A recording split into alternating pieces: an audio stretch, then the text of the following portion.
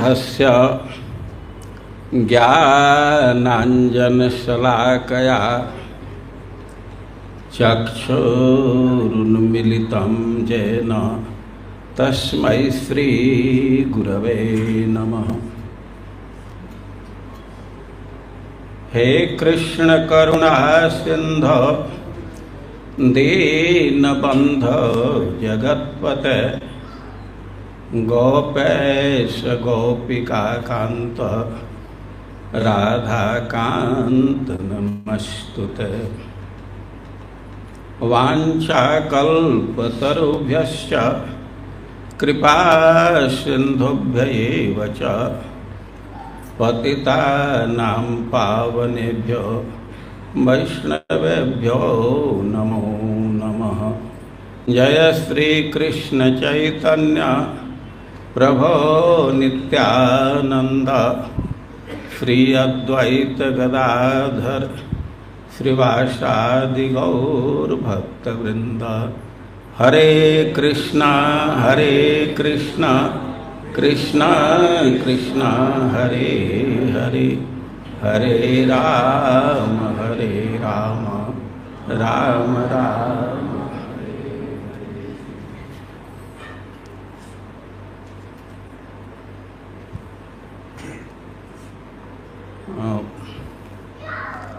एक दिन पहले जगन निवास प्रभु गए थे हमारे पास।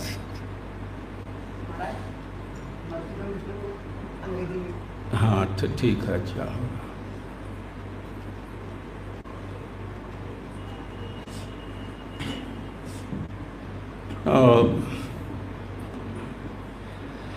हमको यहाँ आने के लिए आमंत्रित किए।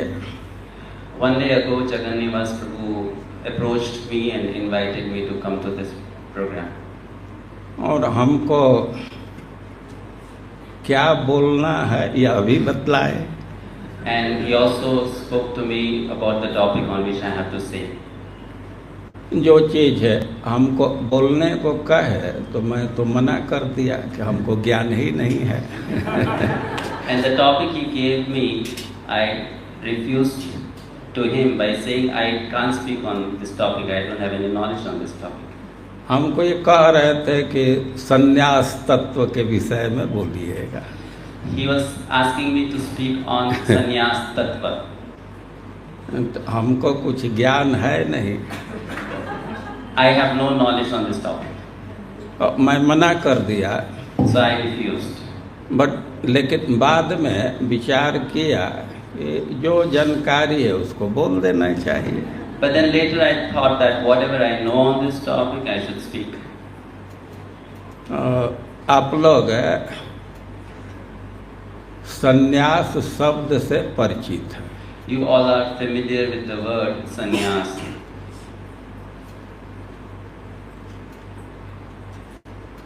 इसका कई एक खंड हो सकता है। We can divide this word in many ways. लेकिन दो भाग में इसको बांटे। But if you split it into two parts, संन्यास, samnyas, दो शब्द है। the two words. सम का अर्थ होता है सम्यक, भली भांति। Sam means samyak, completely. और दूसरा शब्द है न्यास। And the other word is nyasa. न्यास के अनेक अर्थ हैं। Nyasa has many meanings. मुख्य रूप से न्यास को त्याग के अर्थ में प्रयुक्त किया जाता है। The primary meaning for the word nyasa is tyag, which is renunciation or sacrifice. त्याग मतलब छोड़ना। Tyag means to give up.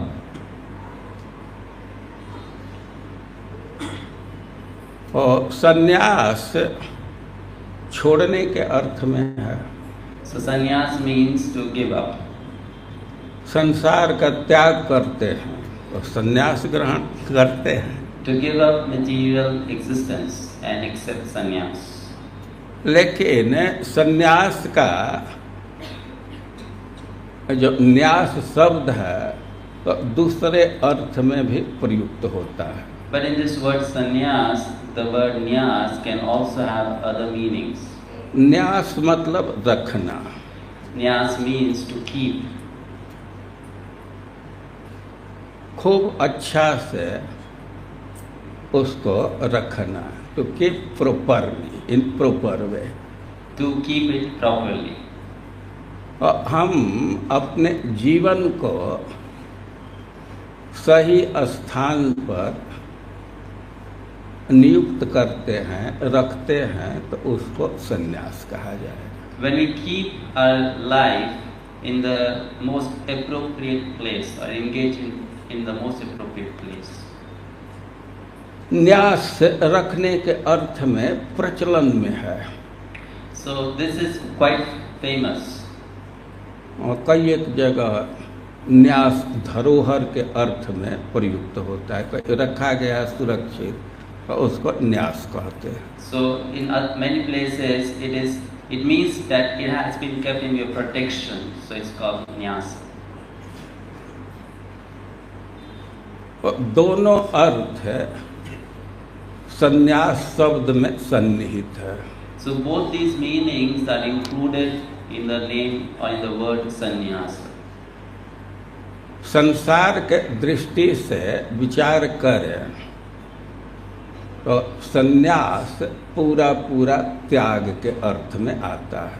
If you look from the perspective of material life, then sannyas means to completely give up.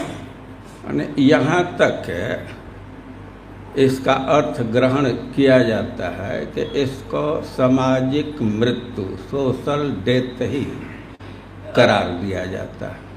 To some extent, even the meaning taken is that sannyas means social death. यह एक महत्वपूर्ण पक्ष है। And this is a very important approach or consideration for it. But लेकिन इससे भी महत्वपूर्ण पक्ष है, संन्यास का अर्थ ठीक ढंग से न्यास करना, रखने के अर्थ में जो प्रयोग है वह। But the more important meaning of the word sannyas is when you say nyas means to completely protect something. हम अपने जीवन को कृष्ण के चरणों में रखते हैं, कृष्ण की सेवा में रखते हैं, वास्तव में यही संन्यास है। So when we keep our life at the lotus feet of Lord Krishna, or when we place our life in the service of Lord Krishna, so this is the most correct meaning of word sannyas. भगवान गीता में संन्यास को परिभाषित कर रहे हैं, काम्यानाम कर्मणाम न्यासम संन्यासम कवयो विदु। Lord Krishna is defining the word sannyas in Bhagavad Gita. जो कवि हैं, सूक्ष्मदर्शी हैं, तो काम्य कर्म का त्याग को संन्यास कहते हैं। The learned people or those who are philosophers, they say that to give up kamya karma is sannyas. सभी कर्मों का त्याग संन्यास नहीं है। Sannyas doesn't mean to give up all kinds of duties. क्योंकि संन्यास के लिए दूसरे शब्द भी प्रचलन में हैं। There are many other words which are also commonly taken in the place of the word sannyas. आप एकादश स्कंध में पढ़ते नवा भवन ह्यर्थ सन्निस श्रमणा बात रस। सन्यासी के लिए श्रमण शब्द का प्रयोग किया जाता है। In the 11th canto of Srimad Bhagavatam, the word Shrama is used for sannyas. श्रम प्रचलित शब्द है। Shrama is a commonly used word. और संन्यास के लिए यति शब्द का भी प्रयोग किया जाता है। And sannyas is also sometimes referred to as yati. अब एक प्रश्न होगा कि विभिन्न शब्द क्यों प्रयुक्त किए जाते हैं। So a question arises, why different words are used for this particular term? देखिए, कोई पिक्चर आपको रिले करना भेजते हैं, टेलीकास्ट करते हैं, तो कैमरा को कभी इधर डालते हैं, कभी उधर डालते हैं, ऐसा होता है ना? When you want to broadcast or telecast a particular picture, then you keep the camera at different angles and different positions. तो संन्यास के विभिन्न पक्ष को प्रदर्शित करने के लिए, उसको उजागर करने के लिए, हाईलाइट करने के लिए विभिन्न शब्द का प्रयोग किया जाता है. So to highlight the different aspects of sannyas, different words are used. से प्रचलित शब्द है 4 आश्रम. The commonly used terms are 4 ashrams. और आश्रम का अर्थ ही है खूब अच्छा से परिश्रम करना. Ashram means to endeavor very nicely. तो सबके लिए ये सामान्य रूप से प्रयुक्त होता है आश्रम. So this applies commonly to everyone, the word ashram. लेकिन फिर सन्यासी के लिए यह जो चतुर्थ आश्रम है, और उसके लिए श्रमण शब्द का प्रयोग करते हैं. But for the sannyasi, which is the 4th ashrama, the word shrama is used. वह शब्द गृहस्थ के लिए प्रयुक्त नहीं होगा. But that word is not used for a grihastha. और यद्यपि आश्रम की व्यवस्था ही ऐसी है कि सबको अपने आत्मा के उत्थान के लिए परिश्रम करना है. But all the ashrams are arranged in such a way that every individual has to work for the upliftment of the soul. But सन्यासी का विशेष रूप से यह दायित्व बनता है. But for a sannyasi, this is the most prime duty. एक तरह से कहा जाए तो सन्यासी का एकमात्र कर्तव्य यही है. In other words, this is the only duty of a sannyasi. और सन्यासी की जिम्मेवारी हो जाती है कि अपना भी उत्थान करे और दूसरे का भी उत्थान करे. And this becomes the responsibility of a sannyasi to uplift oneself and also help others in the process of upliftment. बहुत दृष्टि से ब्रह्मचारी और सन्यासी के जीवन शैली में बहुत अंतर नहीं है. In many ways, in the life of a sannyasi and a brahmachari, there is not much difference. एक बार कोई प्रश्न किया, Once someone asked a question, ब्रह्मचारी और सन्यासी में अंतर क्या है? what is the difference between a brahmachari and a sannyasi? और महाराज का शब्द है कि जो स्टूडेंट और टीचर में अंतर है वो ब्रह्मचारी और सन्यासी में अंतर है. So Maharaj, he himself replied in this way that whatever is the difference between a student and a teacher, that's the difference between a brahmachari and a sannyasi. और सन्यासी का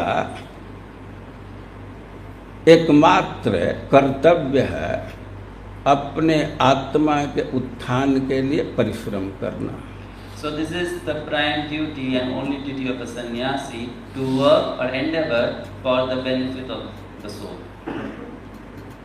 वह सदैव यत्नशील होता है, यत्न में लगा रहता है, इसी से उसको यति कहते हैं. And because that person is always endeavoring for one's benefit, he is also called yati.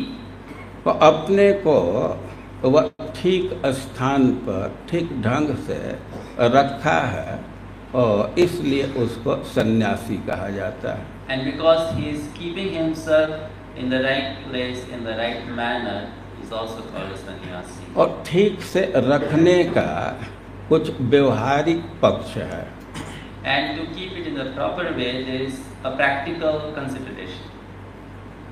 अपने इंद्रियों को पूर्ण रूप से वह भगवान के सेवन में विनियोग करेगा, लगाएगा. It means that he will engage his senses completely and properly in the service of the Supreme Lord. और कुछ निषेध पक्ष भी है। And there are some provisions. निषेध पक्ष में सबसे महत्वपूर्ण है कि किसी प्रकार के हिंसा से उसको बचना है। And in prohibitions, the most important is that he should keep away from any kind of violence, hinsa. किसी का शरीर से, मन से, वचन से किसी प्रकार से हिंसा नहीं होनी चाहिए। There should not be any violence through one's body, through one's mind, or through one's speech. यह पक्ष बहुत महत्वपूर्ण है। अहिंसा का पक्ष बहुत महत्वपूर्ण है सन्यासी जीवन के लिए। So for the life of a sannyasi, this consideration of ahimsa, the quality of non-violence, is very important. इसी को हमेशा ध्यान में रखने के लिए सन्यासी त्रिदंड धारण करता है। And to keep this always in one's own mind, a sannyasi carries a tridanda. त्रिदंड का और भी महत्व है, Tridanda has other importance as well. लेकिन सबसे महत्वपूर्ण है कि उसको हिंसा से बचना है। But the most important is he should keep away from violence. अपने इंद्रियों पर नियंत्रण रखना है। Should control one's senses. और इसी से वो त्रिदंड धारण करता है। And that's how he carries the tridanda. त्रिदंड, तीन को दमित करना, तीन को दंड देना। Tridanda means three. So to subdue three things. और सन्यासी अपने शरीर, मन और वचन को नियंत्रित रखता है, दमित रखता है। So sannyasi subdues one's mind, words and body. वास्तव में शरीर, वचन और मन के नियंत्रण से व्यक्ति सन्यासी होता है, त्रिदंड से सन्यासी नहीं होता है।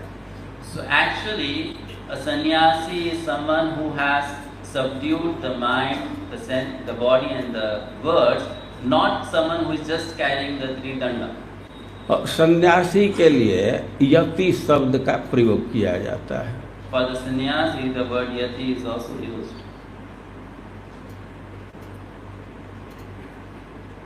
यति का अर्थ है कि वह कृष्ण के अनुशीलन में सदैव यत्नशील रहता है। Yati means that in the process of cultivating Krishna consciousness, he is always endeavoring. और इस दृष्टि से विचार करने पर हम देखते हैं कि परम पूज्य भक्ति धीर दामोदर महाराज शब्द के वास्तविक पात्र हैं। वे उनका व्यवहार यति शब्द के अनुरूप है। And from this perspective, if you look at His Holiness Bhakti Dev Damodar Swami Maharaj, then he is a worthy bearer of the name Yati. महाराज से अनेक लोग बहुत घनिष्ठ रूप से संबंधित हैं, इनके व्यक्तित्व का परिचय उनको है। Those who are intimately connected with Maharaj, they know about this aspect of his personality. थोड़ा थोड़ा हमारा भी संबंध है। I also have some little relationship. And यहाँ तक हम महाराज का अवलोकन किए हैं, उनको देखे हैं। And so far what I have observed Maharaj, हमको उनके व्यक्तित्व का कुछ चीज बहुत प्रभावित करता है। so from his personality, certain things have influenced me a lot. जैसे मैं कहा कि यति, यत्नशील या श्रमणा, परिश्रम, और इस दृष्टि से महाराज वास्तविक अर्थ में यति हैं। Just like I said, if you look at the word yati, means one who is always endeavoring, cultivating Krishna consciousness. Maharaj deserves this word very well. जो भी नज़दीक में हैं तो इनके दिनचर्या को देखते हैं.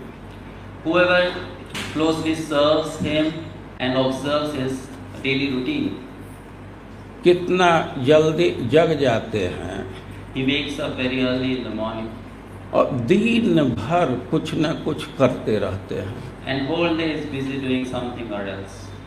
कभी कभी मैं देखता हूँ Sometimes I observe संध्या के समय उनका शरीर थक चुका है, by evening he is quite physically tired, लेकिन कई एक लोग आते हैं और फिर भी वे बैठे रहते हैं. and many people come to see him and he is still sitting. कुछ पूछते हैं तो उसको बतलाते हैं And if people ask or inquire, he replies.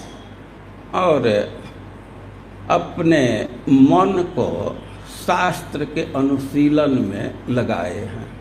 And keeps his mind always in the process of cultivating the teachings of the scriptures. हमेशा शास्त्र के किसी न किसी विषय पर चिंतन करते रहते हैं. So always meditating on some or other topic of the scriptures. सन्यासी का जीवन भ्रमणमय होता है. The life of a sannyasi is to travel. भ्रमण, travelling.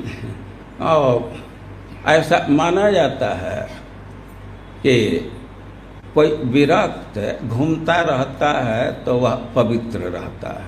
It is said that if someone is a renunciate and he keeps on traveling, then he remains pure. उदाहरण दिया जाता है ये बहता पानी रमता जोग.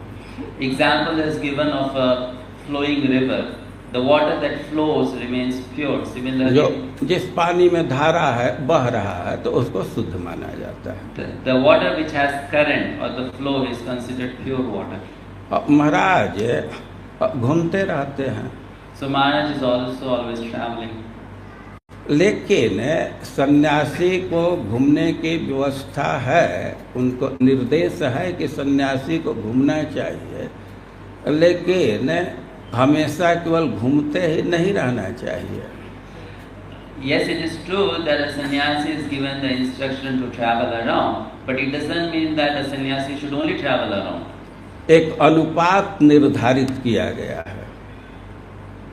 8 महीना सन्यासी घूमता है, 4 महीना एक जगह रहता है. Internal cultivation. So a measurement is given that for 8 months a sannyasi should travel and for 4 months should stay in one place and do internal cultivation. महाराज के जीवन पर विचार करें, इनका जो शेड्यूल्ड है उसमें मायापुर वृंदावन जरूर रहता है. So if you see Maharaj's schedule, you will always notice that there is Vrindavan also always in it and Mayapur also always. और महाराज धाम में आते हैं तो बड़े स्थिरता से रहते हैं. And when he comes to Dham, he stays for a good amount of time steadily. और धाम का सेवन करते हैं. And he serves the Dham. एक बार हम लोगों को कहीं जाना था, चैतन्य विहार से गिरिराज अपार्टमेंट से महाराज के साथ कहीं जाना था. So one day we had to go somewhere from Giriraj apartment in Chaitanya Vihar. और महाराज अपने रूम से निकले So Maharaj came out of his room. और चप्पल नहीं पहने. He was not wearing the slippers. हमको लगा कि महाराज भूल गए. So I thought that Maharaj forgot to wear the slippers. मैं चाह रहा था कि इनको मैं रिमाइंड कर दूं, बतला दूं. So I was thinking of reminding him. लेकिन सच्चाई यह है कि महाराज कहीं जाते हैं तो चप्पल पहनते ही नहीं. But the truth is that when Maharaj is going for some parikrama or something, he doesn't wear the slippers. जब इस तथ्य की जानकारी हुई तब महाराज के भीतर के भावना का मैं अनुमान कर लिया. So when I came to know this fact, so then I understood his internal his internal consciousness. कोई कोई लोग हैं कि बहुत चीज घोषित करते हैं, डिक्लेयर करते हैं, Some people are there who have the nature to declare, but लेकिन कुछ कुछ लोग होते हैं कि अपने भावना को गुप्त रखते हैं। but some people keep their mood very confidential. तो बहुत बहुत भावनाएं हैं महाराज के कि जो प्रकट नहीं दिखता है। So similarly, Maharaj has many such deep internal moods which he does not manifest externally. लेकिन जो जानकार व्यक्ति हैं तो लक्षण से उसका कुछ अनुमान कर लेते हैं। But those who are knowledgeable, they can understand that from the symptoms, those are visible. तो महाराज का धाम के प्रति जो प्रेम है, शास्त्र के प्रति प्रेम है, भक्तों के प्रति लगाव है, ये सब पक्ष हमको बहुत प्रिय है, बहुत प्रेरणादायक है। So Maharaj's attachment to the Dham, Maharaj's attachment to the scriptures, Maharaj's attachment to the devotees, these are some of the aspects which are very dear and very inspiring for me. महाराज के विषय में अनेक बातें हैं, There are many things to say about Maharaj, लेकिन बोलने वाले भी अनेक हैं। but there are also many people to say. समय का जैसा सीमा निर्धारित किया गया है और उसके अनुसार मैं अपने वाणी को यही विराम देता हूँ। So considering the duration of time given, I complete my talk here. Hare Krishna.